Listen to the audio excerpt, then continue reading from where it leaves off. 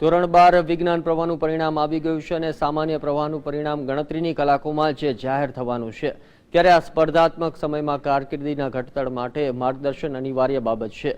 ગુજરાતના વિદ્યાર્થીઓને પૂરતું માર્ગદર્શન મળે અને તેમની કારકિર્દી ઉજ્જવળ બને તે માટે સતત 10મા વર્ષે કોંગ્રેસ પક્ષે કારકિર્દીના ઉંબરે નામનું પુસ્તક લોન્ચ કર્યું હતું। ખાસ કરીને આ પુસ્તકમાં ગુજરાતમાં ચાલી રહેલા તમામ પ્રવાહનો અભ્યાસ, કોલેજ સહિત વિદ્યાર્થીઓને સરકાર તરફથી અભ્યાસ દરમિયાન મળતા લાભોની માહિતી અપાય છે। ખાસ કરીને ધોરણ 12 પછી શું કારકિર્દી માર્ગદર્શનનું પુસ્તક વિમોચન ગુજરાત પ્રદેશ કોંગ્રેસ સમિતિના પ્રમુખ ભરતસિંહ સોલંકીના હસ્તે કરવામાં આવ્યું હતું। પરંતુ બુકનું લોન્ચિંગ કરતી વખતે કોંગ્રેસે ફરી એક વખત વિદ્યાર્થીઓના અભ્યાસને લઈને ગુજરાત સરકારની કામગીરી પર પ્રશ્નો ઉઠાવવાનો પ્રયત્ન પણ કર્યો હતો।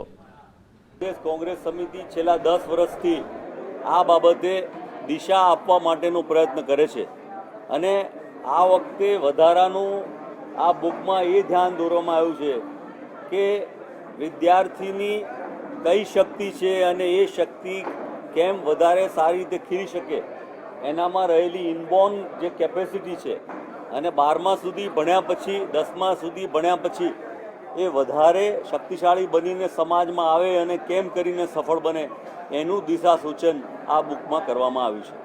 ગુજરાતના વિદ્યાર્થીઓમાં અપાર ક્ષમતા હોય છે, પણ એ ક્ષમતાને એને યોગ્ય માર્ગદર્શનની જરૂર હોય છે, એને યોગ્ય દિશાની જરૂર હોય છે।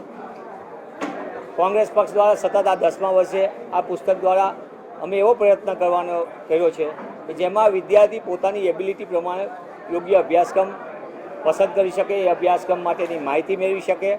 કારણ કે સૌથી મોટી આજે સમાજમાં તકલીફ હોય અને વિદ્યાર્થીઓને ખાસ કરીને તકલીફ હોય એ માહિતીનો અભાવનો છે। વારંવાર રાજ્ય સરકાર અને બીજા લોકો કારકિર્દી માટે કોઈ જાતની વ્યવસ્થા ન કરે, વિદ્યાર્થી એક જગ્યાએ બીજી જગ્યાએ ફૂટબોલની જેમ અથડાતો હોય અને ક્યાંક ગમે ત્યાં પોતે એડજસ્ટમેન્ટમાં પ્રવેશ લઈ લેતો હોય એવી સ્થિતિનું નિર્માણ થાય।